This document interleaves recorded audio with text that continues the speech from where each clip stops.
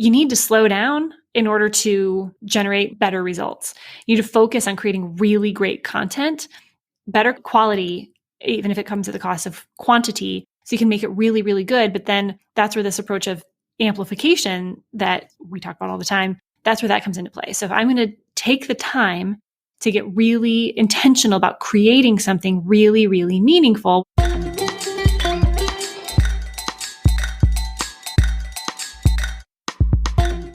Podcast Junkies, episode 292. Welcome back. I'm your host, Harry Duran. If you are new to this podcast, it's the one where we speak to interesting voices in the world of podcasting, get them to kick back their heels and talk about their shows or whatever else is on their mind. In case you missed last week's episode, we had a great conversation with a friend of the show, Matthew Passy, professional podcast consultant. He's helping brands, small businesses, and individuals use podcasts and advertising to connect with smart and engaged audiences. We met at Joe Pardo's fantastic intimate event, MapCon, years ago, and we've remained friends since. Always fun when I get to connect with Matthew in person. This week, I have the pleasure of speaking with Lindsay Tjepkema. Hopefully I pronounced that right, because every time I look at it, I'm always confident I'm going to pronounce it correctly, and then I think I pronounce it different every time. She's the CEO and co-founder of Casted. It's the first amplified marketing platform and the only audio and video podcast solution designed specifically for enterprise marketers. Today, we talk about adapting business practices in the midst of the pandemic, how to create compelling content, what it means to provide value and enhance the podcasting industry for B2B marketers. And Lindsay shouts out mentors who have helped shape her career arc and what Casted looks for in prospective clients, which is interesting because they have a really specific niche that they're targeting. I'm really excited to share this episode with you. Lindsay is an accomplished and experienced entrepreneur, and I really picked up some tips myself, and it's inspiring to see what she's done in the arc of her career as well. Remember, if you enjoyed this episode or past episodes, I'd love it if you leave a rating or a review at ratethispodcast.com/podcastjunkies, and we'll be sure to read those out on future episodes. Make sure you check out one of the newest podcast apps that support direct podcaster support. I've been geeking out on Podcasting 2.0 and the podcast run by Dave Jones and Adam Curry. Really geek out into the specifics of what's happening with the value for value model, which I'm harping on all the time in this show. Just can't get enough of it. Check out newpodcastapps.com. Check out one of the new apps. Test them out. You'll see how easy it is to support directly the podcasters that you love that are already on value for value. So I know a lot of it gets a little techie and geeky, but newpodcastapps.com. One of my favorites is Fountain. Looking forward to having Oscar Merry, the founder of Fountain, on the show pretty soon as well. newpodcastapps.com. Okay, I'm going to get off my crypto soapbox.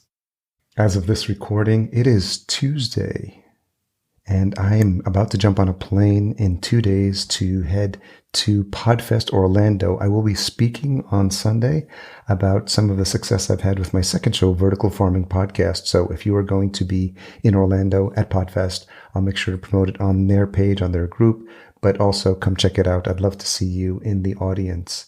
I'm really excited. Podfest was one of the last conferences. It was the last conference that my partner and I were at before the pandemic hit. I remember hitting the ground here in Minneapolis and the world shut down 2 days later. So it's been crazy to think that we're coming full circle.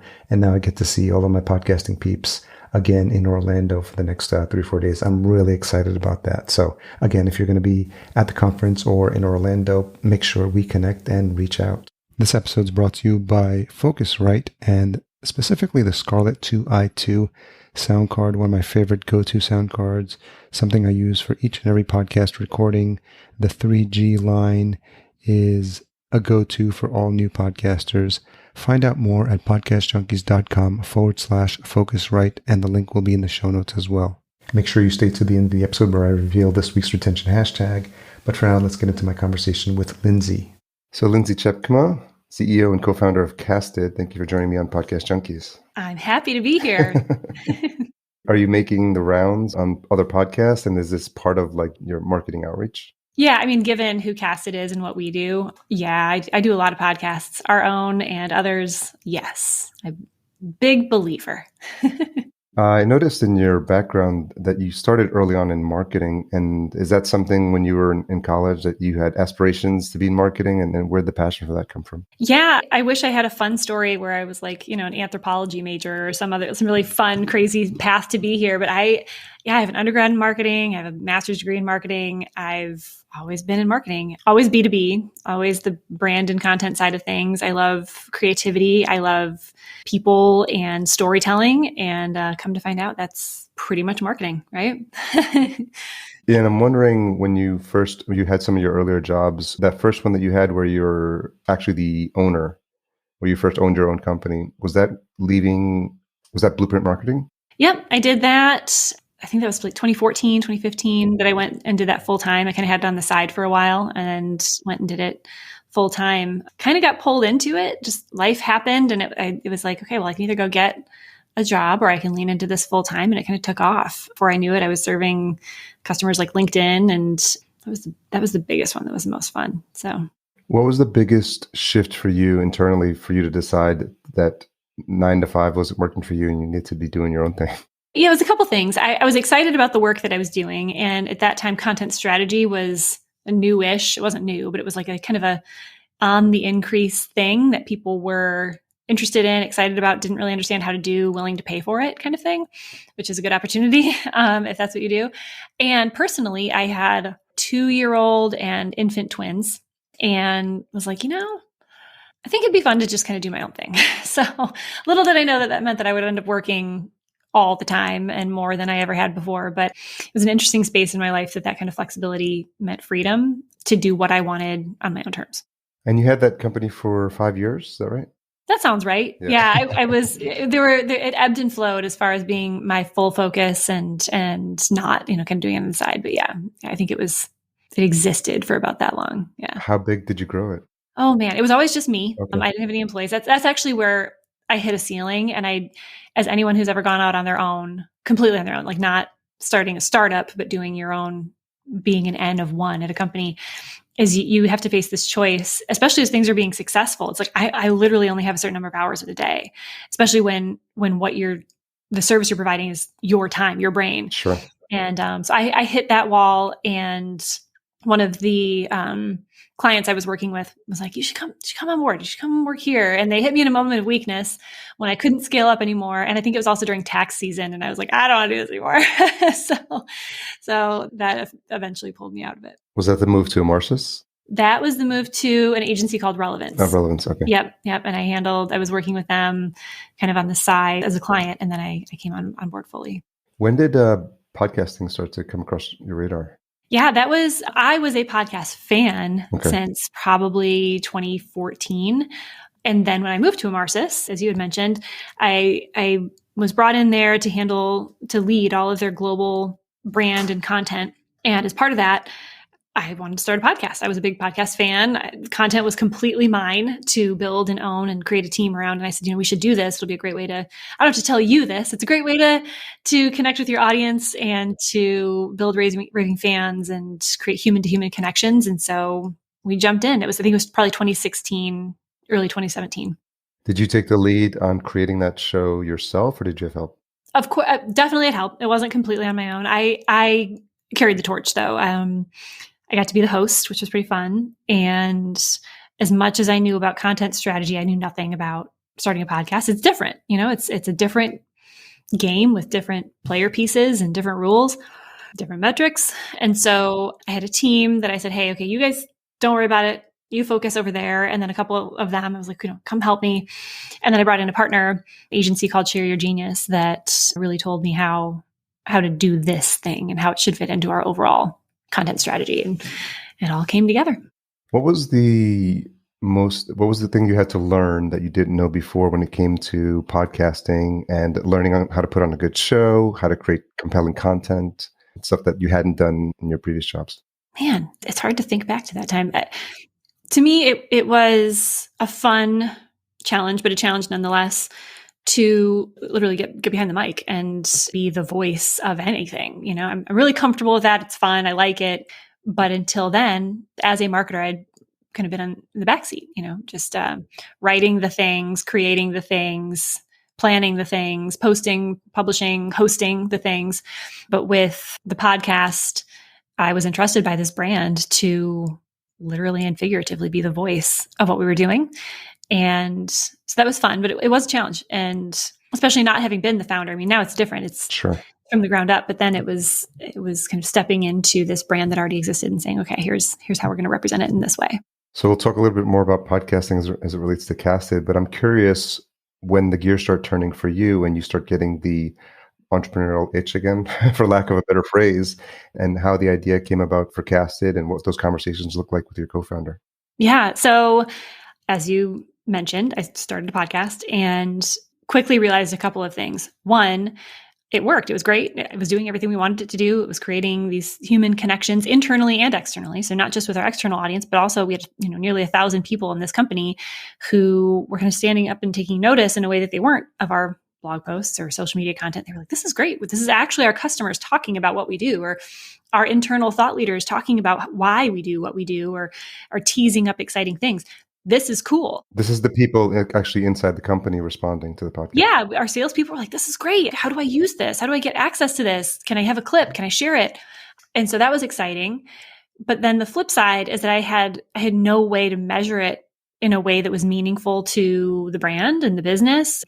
I had no way to really get it in the hands of the sales team in a way that they could use it. No amount of money could buy the platform that I needed because it didn't exist. I couldn't. My CEO was a big fan. He was like, listen to all of your shows. This is so great. I love what you're doing. I can't wait to hear what it's doing for the business. How much revenue is it driving? And I was like, I don't know. It must be some, right? Yeah. And he was disappointed. And I was too. And so, to answer your question, how did it come about? It's that age-old entrepreneurial story of being the change you want to see, having a problem and saying, okay, if no one's going to solve this, I guess it's on me. And so can I pause there for a second? Yeah. I'm curious, and maybe your parents can probably answer this question better than you can, but what is it about you personally that sees a challenge like that, or sees something like that where something can be improved and sees it as an opportunity? Is that something inherent in you, in your personality? It's interesting. You would have to ask others around me because I don't know. Like, I'm not constantly tinkering. I don't have 1,000 business ideas. I have lived experience, and I lived as a B2B marketer. I still do, but for 15 years, and I've seen it from every angle. I've seen things go well. I've seen things not go well. I've seen things come, the shiny new objects and the new platforms and the new channels. And the one thing that's always been true to me is human connection. Right. Yeah. And so it was that innately told me that, hey, podcasting and video, like, this is a really great way. This is going to be good. This is a good thing. This equals good. And then to also see, if this is so good, why isn't there anything here to help me do it better or to understand how it's performing? And that I just couldn't walk away from it. And once I started having conversations with, Scott Dorsey, who started Exact Target, ended up selling it to, going public and then selling it to Salesforce. He's here in Indy, runs a venture studio. And it was a conversation with him. He reached out and just said, hey, how are things going? How are you doing this podcast? Is there something there that seems like a growing market opportunity? And I said, you know what it is? But it's not about podcasting. It's not about audio and video content. It's about the future of B2B marketing. It's about the future of content marketing that has largely been based on written content. And now it's time for it to be based on conversations like the one that you and I are having right now. Yeah. But there's, what's crazy, there's nothing to support it. And in that conversation, that's when I said, this needs to happen. And if it would break my heart if it was anybody other than me. And, once you see it, you can't unsee it. I couldn't imagine not doing it. As crazy as it felt to leave the career I'd built to go do it, it felt even crazier not to, if that makes sense. Obviously, this is a podcast that speaks to other podcasters, and so we can geek out as much as we want on the podcast tech. But what did you feel was missing? And what did you feel that whatever it is that you were going to create was going to add value or enhance the offering? Yeah. So as podcasters speaking to podcasters, everyone knows that there are a billion tools and point solutions to do little pieces of it, to host it, to syndicate it, to transcribe it, to pull clips, to do this, to do that, but nothing that pulls it all together into one place, especially for B2B marketers. So a B2B podcast that's for the purposes of content marketing, it's thought leadership on behalf of a brand, is very different. The entire business model, the entire reason that you do it is completely different than, why Tim Ferriss would want to do it or why an author or influencer would want to do it. Those people largely do a show to generate an audience and then to sell ads, right? That's how you monetize it. Yeah. That's very cool. That's great. But that's very different than why Salesforce or IBM would have a podcast. They typically are doing it for brand awareness, for top of funnel activity that turns into mid funnel activity that turns into revenue generation. It's a conversation starter. So therefore you need to measure different things. And so again, anyone who's been in that situation knows that and has felt the pain of like, these tools that exist don't work for me. They do one or two pieces of this big puzzle, and they weren't made for me. They weren't made for how I work. They weren't made for what I need to measure. And so that was really frustrating, right? And so what was the process of getting Casted off the ground, and how did you go about thinking about the team or the skill sets that you would need to build what you had envisioned? Yeah. So we got started about 3 years ago. I have two co-founders, one who leads the product side and one who leads the revenue side. And together, the three of us, I had the domain expertise and, sales and product. And I didn't want to rely on my own experience because that's just one person. And so this is what I say to anybody who's starting a company is go talk to people. You absolutely should. So I spent the first 5 or 6 weeks just talking to other marketers and saying, hey, podcast, no podcast, why not? What are the challenges? If you had a magic wand, what would you create? And that turned into really great insights, of course. It also turned into notes for our MVP and what needed to be in the product, what some of our options were for the roadmap. And it also turned into early messaging and our earliest contacts in our CRM, right? So that really got us off the ground. It kind of started to spread the news that this little company was going to do something in this space. It gave us some great market research about what we should build that people would buy, and then some early insights that helped us to be most successful as we went to market for the first time. Home for you is Indianapolis? It is. And so the decision was always to remain there for the company? Mm-hmm. Yeah. Yep. We're here and talent's here, and it's been a good spot for us. Yeah. And so for folks who know podcasting and know what some of the other companies offer, and some of them are piecemeal, when you think about like all the podcast hosting, like I just mentioned, I came back from Podcast Movement. I'm trying to shake off my conference flu. Oh yeah. I'm like totally under the weather the past couple of days. Yeah. And I think just got excited being at a conference. Right. I know. I was like, hugging all my friends and stuff. So probably not a good idea. But, so naturally you see all the legacy podcast hosts, the Glipsons, the Blueberries, and the folks that have been doing it for a while. But what was it that you were doing or putting together, or how would you explain Casted to folks that understand podcasting, but what have you done to enhance the offering specifically for B2B? Yeah. So from the ground up, it's been made for B2B. So, and everything from how they need to organize their information to how they need to be able to search through it and plan content and campaigns for later on. We make it easy for those B2B teams to say, okay, I already have X number of, there's no lack of content, right? So how can we say, okay, I already have all this content, I have all of these shows, all this audio and video content. How can I sort back through it? How can I search through it? And how can I recall what I already have to use again? That's, of course, anybody can do that. Anybody should do that. But I think that's specifically helpful. It's especially helpful for B2B teams that are trying to expand the reach of the content they already have. Again, because it's that ongoing top of funnel brand awareness. We also have been really in tune with the way that those teams work to say, typically it's not just a creator, it's an entire team, sometimes a global team saying this person or team is going to create the content, this other person or team is going to create this other show. There might be many, many teams working on the shows. And then there's like a social media team across the ocean and a blog team in this other country. How can we make all of that content centralized and in one place and easily accessible by all those different teams for all those different purposes so that you can really ring it out, amplify that original show across many other channels? Again, that's something that is helpful for everyone, but is especially helpful for a large B2B disjointed, separated team.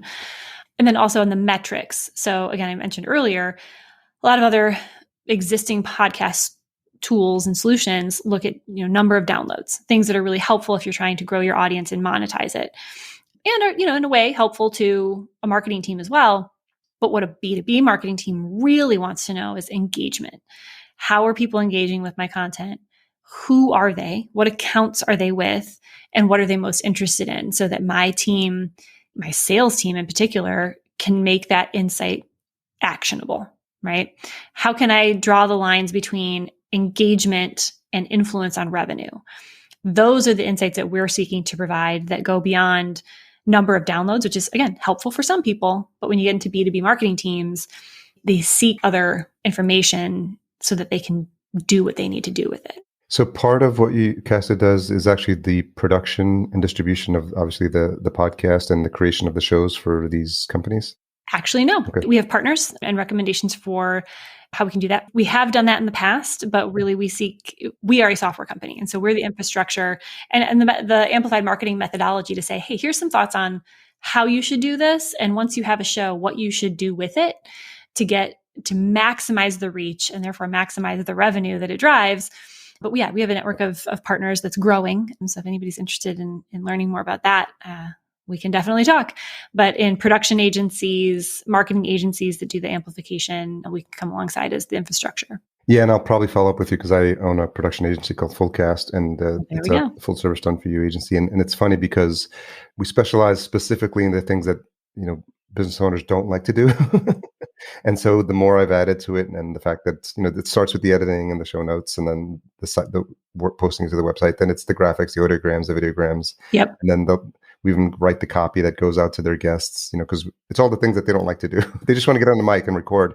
But what I'm noticing now is just more questions about, there's some of the questions you got early on. What's the reach? What's the growth? Who's listening? Like, how are they listening? What platforms are they listening on? And I know, I've tested out different hosting platforms. Some do a better job than others. I've worked with Chartable, for metrics outreach, but it's interesting to see what you're putting together with the platform in terms of providing that. So is in a sense, for folks that have an existing podcast or people that are producing podcasts for other business owners, do you see Casted as a solution that those folks can plug into to give more insight into what's happening? Yeah. So basically the workflow, where we plug in is you go create a show. Someone would work with someone like you, or they would do it in-house, whether it's on their iPhone or they have a big fancy studio, whatever it might be. They end up with the end of the day, they end up with an audio or video file that is done. Yeah. That's where Casted comes into play. So you upload it into Casted, we host it, we syndicate it, we get it out to Apple, Spotify, Google, YouTube, wherever you want it to go, or maybe you want it to be private and you want it to just stay on that site. We're the host, we publish it. We give you a place where it lives on your website. So it's a page that's created by Casted, but it's on your domain. Yeah. And that's where you're able to create an entire brand experience for your company, for your brand, where somebody can experience that content, where there's key takeaways, there's the ability to jump around within the show to specific spots so you don't have to listen to the whole thing. It's easy to go into the parts that are most relevant to you. You can get into related resources. You can see the transcript. And so that's all part of the publishing process. It's really easy. And then from there, we say, now what else are you going to do with it? We give you a transcript of every single show that's done by a human. So it's really accurate. Because again, everybody who's podcasters has lived through some of the auto-generated transcripts and how comical those can be. So it's really important that they're accurate, because then we also provide audiograms and videograms, and those draw from the transcript, and they have to be accurate, right? Because if you're going to put something out on social media, it's got to be right with the closed captioning and or the transcript. And you have a team those are manually created as well. Yep. Those are created by a human automatically within the platform. So you upload it and it's done. But then we give you lots of opportunities to ring it out, to get back into that content and use it in multiple ways. And then also, because all of your audio and video content is housed there, you have this library, this entire database of all of your content all in one place that you can search through, because it's all transcribed. So if I want to draw up any content about apples, right? Because I want to do a whole campaign on apples, I can search through all of my podcast content, all of my video content, all in one place, and surface up what I might already have that I can reuse. And then, of course, we were talking about metrics. I can see how it's performing. It flows into my CRM so that I can see it in that context as well, to say, how is this actually really driving business? And do you do any integrations with third-party solutions like Podtrack or Chartable, or have you developed your own in-house? Yeah, yep. And they're growing all the time. So we integrate with different CRMs, different CMS, with different marketing automation platforms, places that B2B marketers, again, with the B2B marketer in mind from day one, where are they working now? Where are their teams working? What are they already using that we need to flow into, pull from, push to make their lives easier and help them get maximum value out of the creative work they're doing? What have you found that works? Because I think this is one of the struggles with podcasters is, they think that this, by virtue of creating something, even something that's truly compelling, you get some of these, best in class audio production houses to create these sonic masterpieces, and they're really beautiful, but no one's listening. Yeah.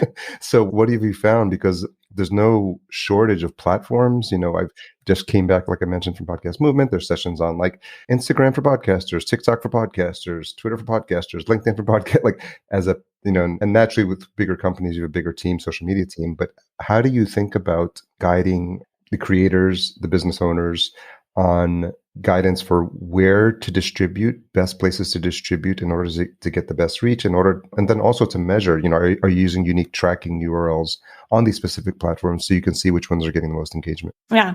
So there's a lot there. I think when I think about what's happening now with, you mentioned these big creative masterpieces, that's where the world's heading, right? And I always call it accurately, but also tongue in cheek, it's the Netflixization of the world. And especially as B2B marketers, like we're faced with a choice, because regardless of whether you're at a small company or a large enterprise or you're a TikTok star, I mean, no one is exempt from being under pressure to create better, more creative, more relevant content.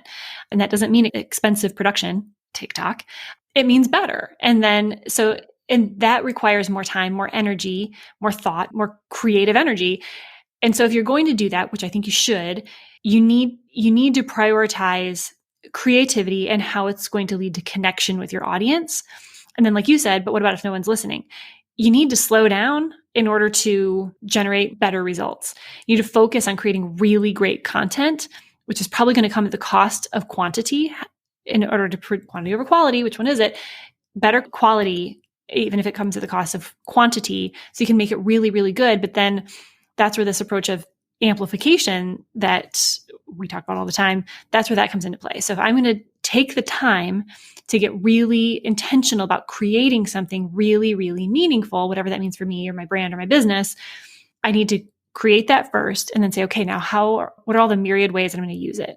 How I'm going to use the like you were talking about, the clips, the audiograms, the videograms, how am I going to use the transcript? How am I going to create written content that this can be a part of? How am I going to create this ecosystem where I can amplify that source content across multiple different channels and use it in different ways over a long period of time and then keep coming back to it? That's how you get value out of it. And it might not be that 10,000 people are going to listen on day one, but it's going to say, okay, especially for B2B marketing, how can I use it to make sure that the accounts that matter are engaging? And how can I keep reaching out to them at different ways, perhaps even at different stages of the funnel? Like maybe I use something really broad for really top of funnel, and maybe I use a clip or a little testimonial that a customer said more deeper into the funnel. But I have that source content that I can keep going back to and amplifying in different ways. And that's how you really maximize the value of this creative work you're doing. You have to. It's no longer a story of like record or write as much as possible and publish and just expect great results. The spray and pray. Yeah, spray and pray. Yeah, that's not a strategy. Because you focused on B2B, at the end of the day, is really like the question for the folks who are paying for these productions, how much any of those shows are actually converting into clients? Yeah. I mean, everybody wants to know that. Yeah. Some more than others. I mean, I think if we're all honest, it's rare, and it should not be the intention that somebody's going to listen to your podcast. And especially if you're at like an enterprise business, be like, I listened to this podcast. Where do I sign this $1 million contract? Today. There is no add to cart with this business model. Yet. But it's important. Yeah, yet. And that's not because of technology. That's because of the way that these B2B businesses, it's the way thought leadership works. It's to create connection, establish trust. It's more long-term. It's a long game. So how do you connect the dots over a longer period of time and say, okay, this led to this, which led to this. How do I do that? Yeah. I think a lot of people reference the Trader Joe's podcast as an example of excellent branding. There's no actual people listening who are listening to that and say, "Oh, I need to go shop at Trader Joe's." But I remember listening to it as a Trader Joe's customer and saying, "Oh, this is an interesting way for me to like have a connection with the brand that am familiar with, that I trust." And it's almost like a reinforcement because I'm like, you get a feel for what the vibe is like when you're in a Trader Joe's store. But then it's funny how much the show itself is almost that exact same vibe, just casual, fun. And it's a fine line because I remember when you were getting started with the Casted podcast, you had Jay Bear on, and he and he was just saying, everyone thinks, the CEO or the CEO interviewing other people from the company is going to make for an exciting podcast, and it's not. Yeah. And I think a line that he said is a lot of B2B podcasts are like a kazoo album.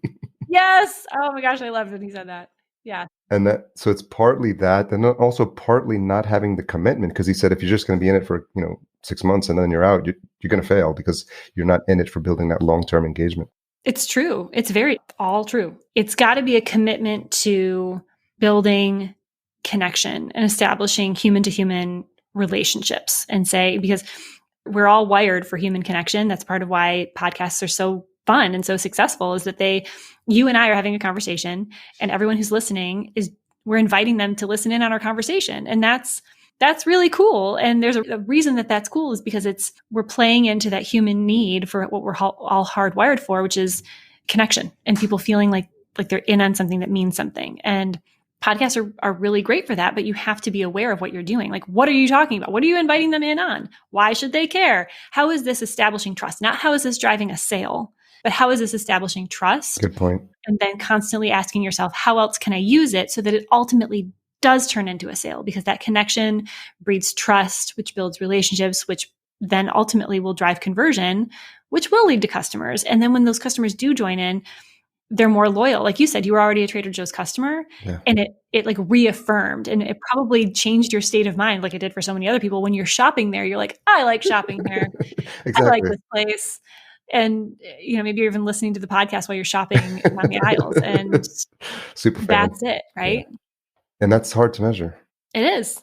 It's hard to measure depending on what you're trying to measure. Okay. Right. So if you're trying to say, how many sales did this podcast generate? And perhaps, sure, there are ways that you can ultimately get to that. But perhaps the better question is, how is this driving engagement? How is this bringing more of the right people in? And how do I know? How is this helping my sales team have an easier time reaching out or establishing connection? So how is this priming the pump for better outcomes? And how do I know? And that's what we're trying to get to with Casted. How important is it when you work with shows where they've already been produced? Do you provide additional guidance on anything they can do to enhance the production? One of the things I like to remind clients is that at the end, have a clear call to action, and sometimes it's a lead magnet, something that could just take the conversation offline so they can continue to engage with the company. Sometimes it's leave a rating and review. And I know ratings and reviews don't do anything for the actual ratings visibility, but what I like about them is the fact that you actually get feedback and you can hear or someone write in something about the show, and now like, oh, this person actually listened, and this person actually took the time to write a review, and this person likes the content. And that's why we use a service called ratethispodcast.com, which is a very simple one to do. But how do you think about ways to take the conversation offline, away from the podcast? It's a really good question. What I've seen in our own podcast, because I'm sure you can imagine we have a few, some internal ones and some external ones, and then amongst our customers too, is yes, thinking about how can I make this show more engaging and more interactive? How can I make it more rich and relevant? I always say, when you start with who is it for and why am I doing it, you're going to be off to a greater start. But then it's also thinking more holistically beyond the show of how else can I use it? How else will what was said in this show be relevant and engaging? Which again, I'm like a broken record, but it comes back to this amplification of, it's not just about the show. It's about what was said. It's about everything in it. It's about the content that's there. And then that's where you get to get really creative as a marketer around, what else am I going to do with it? How am I going to use it in lots of different ways to build those connections? So naturally, you have the casted podcast, and there was, I imagine, something that you knew was going to happen from day one. You have to eat your own dog food. I don't know if there's a better phrase than that nowadays, but We like to say drink your own champagne. drink your own champagne. I like that one. How have you grown as a podcast host over the years? I enjoy it more, which I think makes a big difference. I see it a lot more now as truly having a conversation. And I get really excited about the conversation. Like, this is fun. Like what you and I are doing right now is fun. Yeah. And as opposed to like recording a podcast. And the more I get to do, whether I'm on someone else's show like yours or somebody comes on mine, I see it as an opportunity to have a conversation that that person hasn't had before. And how can we get into things that are a little bit different and more exciting for who I'm talking to, and also obviously everybody who's listening or watching. So yeah, I find the joy in it, I think, a little bit more than I used to, because it felt more like I've got to do this thing. And when the nerves are there, the early days, it's like, what am I going to sound like? You get the questions in hand, and you're like, I got to get through these questions. Okay, next question.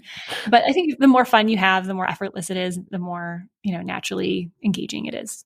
I think for me, what I found is an appreciation for old school interviewers. And I was born in 1970, so I grew up with like talk shows and like 2020 and Barbara Walters and 60 Minutes, and just you don't have an appreciation for what they're doing in the moment to just hold a conversation and to be able to engage, maybe get through difficult topics. Yeah. Be comfortable with silence. And it's just all these, be naturally curious. And it's these skills that I think over the years, I started my show in 2014. And I did have those questions in the beginning. Yeah. And then I think 6 or 7 episodes in, I had a host, John Lee Dumas from Entrepreneur on Fire, who notoriously only gives you 30 minutes for his show. So I was like, I'm not going to be able to get through these questions. So I was just like, tossed them and just like, let's just talk. Yeah. And it was really just a relief to just know that you could just engage human to human. And what I realized is those episodes where you're just naturally engaging with someone on a personal level are the ones that get the most engagement from listeners too. Yep. Because it's true. There's the 3 people in a podcast conversation, the host, the guest, and the listener. Yes. And never forgetting, like, there's someone listening to us speaking right now. And hello, listener, and thank you for tuning in, time delayed, in the future. But you look nice today. It's because it's the intimacy, right? The earbuds, right? It's one person listening at a time to each episode. And sometimes podcasters are like, hey, everyone, but it's really just the one person, and you're communicating to them, and then them feeling that they're being included in the conversation, I think is really important. It's true. And the more personal you can get, which personal means a lot of different things. Like, get personal, but if there's any personal element, like earlier you said, like you would listen to one of our podcasts and you're talking about Jay Bear. Like that was fun for me to recall. I'm like, oh my gosh, I haven't thought about that episode in a while. To the extent that I know someone personally, I like to talk about how or why we met. The show that I do, Casting a Vision, it's a leadership podcast, just like a billion other ones out there. But the one thing that's unique about it that no one else can do, it's up to you if you want to listen, but it's the one thing that's unique about it is it's people that I have a personal connection with. It might not be interesting to people, but it's interesting to some. And it's like, hey, remember, you and I met when I was doing this and this, and I remember you told me this and this, and that stuck with me. Yeah. And so that's unique at the very least. And hopefully at best, it's engaging and keeps somebody coming back again, because it's like, who's she going to talk to this time? And what's that connection? Sure. And so to the extent that you can make it personal and make it personable, that's fun to listen to. Yeah, there's something about a conversation when you can tell that both people have a relationship or interest in speaking with each other, as opposed to those that you've listened to where it's just, you can tell they just met for the first time and it's really like awkward. I'm talking about my book. Here is the thing I've said on every show. Yeah. And just, I like kind of putting people out of their comfort zone. And actually, when you have a podcast about podcasting, you get pitched like a ton of stuff, and just like, I have this really cool marketer, and he's got this really great book, and I'm like, does he have a podcast? Have you even like read like my show's about? Like, and he's like, no. And it's just the spamming. And there's this whole argument right now about the email that's included in the RSS feed and how people can just obviously like take advantage of that and spam it. So I think trying to figure out workarounds around that. You mentioned that leadership show, and that made me think of a question. Is there someone that you can think of that's been a mentor for you in the past that's had an impact on your career and your growth? A lot. Yeah. So many. Any specific area? I'm like, there's so many. Well, the fact that we're talked about how your bread and butter is B2B marketing, and how that's been important for you, and it's the basis for how you've grown this company. Yeah. I mean, so many. I think starting early and kind of moving forward. I mean, when my first job out of college, I had a I was an intern at this company and they had promised me a job. And right at that time, we got a new CEO and he came in and he was like, who's this intern who's now running marketing? Because we were a really small company. Like we have 8 people. It was like, cool. I have an intern now. I inherited an intern who's going to run marketing. Great. And he gave me tests and trials. And at one point he's like, here, do the website. And I was like, okay. And I was young and didn't know any better and just did it. Apparently I passed all of his tests because then a switch flipped and he started giving me all these huge opportunities and was like, okay, you own this now. You own that now. Come with me to this place. Take on this thing, own that, own this relationship.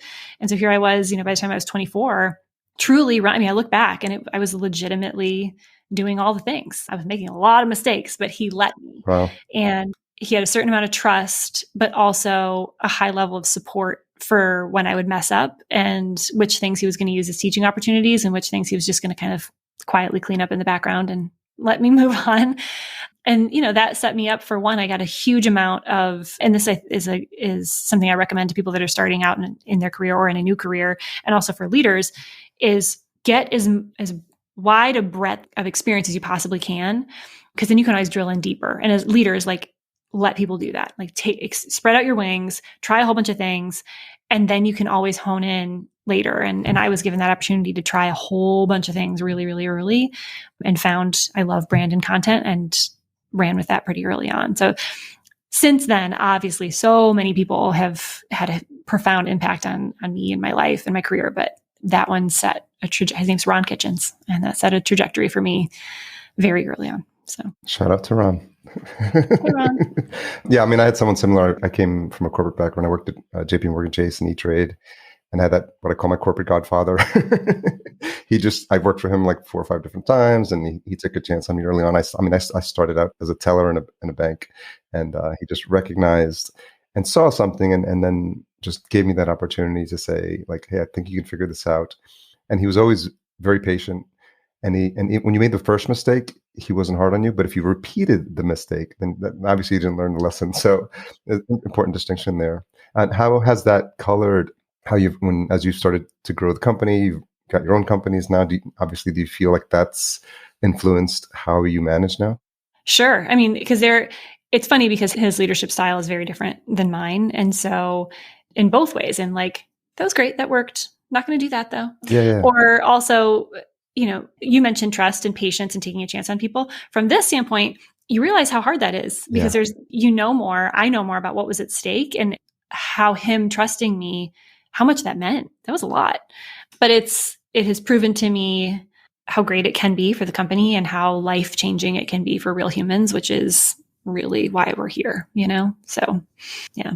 But I'm sure there's people listening that are looking for that early opportunity, that someone to trust in them, to give them. And with so many people it's really interesting, like they don't have the corporate background. And then with what happened with whatever you want to call the past 2 years, the Great Reset, like not working in an environment where you're next to your coworker. Just quickly, what has that been like for Casted in terms of adjusting to the new environment? Yeah. Do the math. We are 3 years old and the last 2 years. So it's been great time to be a business owner. Great time to start a business. Yeah. We started in April 2019. And luckily we had some really strong traction in the 10 months that we got prior to the pandemic. And some incredible people. People. It has all been about these people. This team is just absolutely exceptional and keeps getting better. But, for us, we started out, we had 10 people going into the pandemic and we were all in a room that was an office. And then we all went remote. And that was at least a shared experience. We didn't have an office anymore. We were all remote. And then this past fall, we opened up an office, which has been so great. But we decided to be hybrid and truly flexible and really show up to say, I don't care when you work, I don't care how you work. And we're going to double down on that. It's been so great and it's the right thing to do, but it's a challenge because it's how do you create that shared experience for everyone? How do you embrace the culture? How do you make sure people are feeling seen and heard and appreciated in a place where it's so much more ambiguous and they aren't literally seen or heard.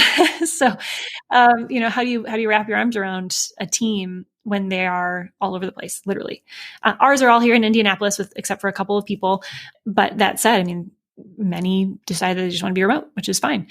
And so that's been a challenge. It's been a good challenge. It's been a healthy challenge to say, how do we get really clear about what our goals and expectations are, about what good looks like, about what flexibility means, about how we work together, how we collaborate, what autonomy means, all of these things in this new thing that is new to all of us, including the company that's new. I mean, that's never been here before. So it's been a really good challenge. And I like what it's doing for us. I like what's happening in the world around it.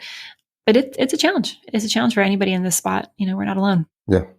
I'm new to the Midwest. I'm currently in Minneapolis, but grew up in New York, and prior to here lived in LA. So I'm with my boats go. So I'm getting my feet wet or frozen here.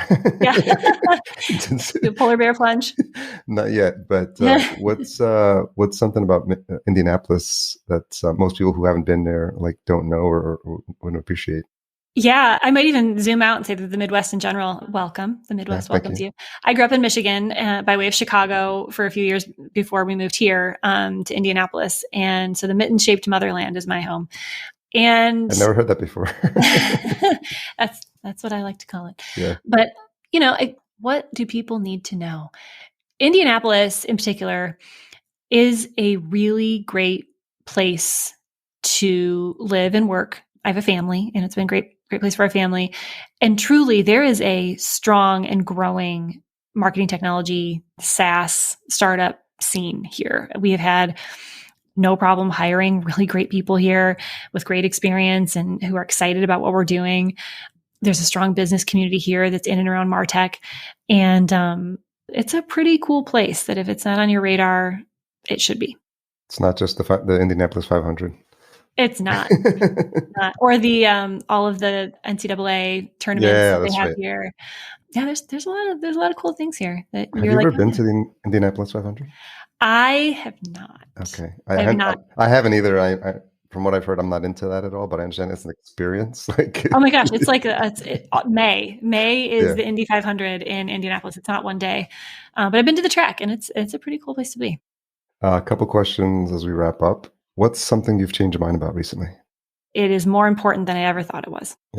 Yeah. That one resonates for me because I have trouble getting more than 6 hours. So. Me too. Yeah. I think the pandemic did it for me, where it was like, oh, my life is different because I'm sleeping. Okay. Yeah. I get it. Yeah. I changed my mind. Mm-hmm. And there's something weird about being awake and then your mind starting the day. So your mind starts the day ahead of your body, and then you're like, I want to get back to sleep, but you think of all the things you have to get done that day.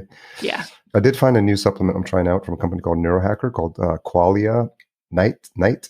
And you take it at dinner, and it's not like melatonin it doesn't make you sleepy. It induces the creation of melatonin so that over time, as you get ready for sleep, it's supposed to be a deeper sleep. A lot of science behind it. It's called Qualia Night. I could send you the details after.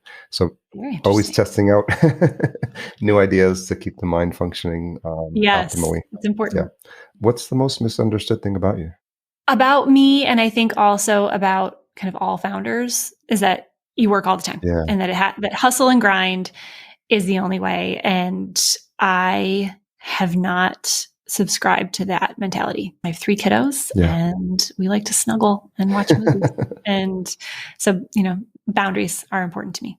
I think it's setting a good example for them early on, because if they see you hustling, grinding, and they think that that's the only way, then as they get older and they move into what they're doing, I think setting a precedent for them that it's important to take time for family, for health, for, relaxing, winding down, I think is a really good example to set. It's true. And also they see me, I have 3 boys, and they see me also loving what I do, right? It's not like, well, mom isn't available for this thing because I have to go do that thing. It's like, no, come watch, watch the thing that I'm doing that I really enjoy. And so it's important. It's one life. Yeah, it's true. Early on in the show, you had Tom Webster, who I've interviewed on my show as well. Really great guy. I got to say a brief hello to him at Podcast Movement. And so naturally, as you think about him being on the cutting edge of what's happening with the future, as we wrap up, what has you excited when you look at the trends of where podcasting is heading? I mean, that graph, the Edison Research graph, just continues to go up for 10 plus years. And so it's a really exciting time to be there. And I'm wondering, as you think about the future of Casted, the future of podcasting, what comes to mind? Yeah. Yeah. I mean, you started in 2014. You think it's a trend? Yeah. You think I thought it was late then. Yeah, right. Yeah. I mean, it was about 10 years after the first podcast the word podcast was coined. Yeah. I think it's safe to say it's not a trend, don't you? It's That's true. not a trend. What's exciting to me is when we got started with Casted, we had a lot of raised eyebrows around like, B2B podcast? Really? Is that a thing? Yeah.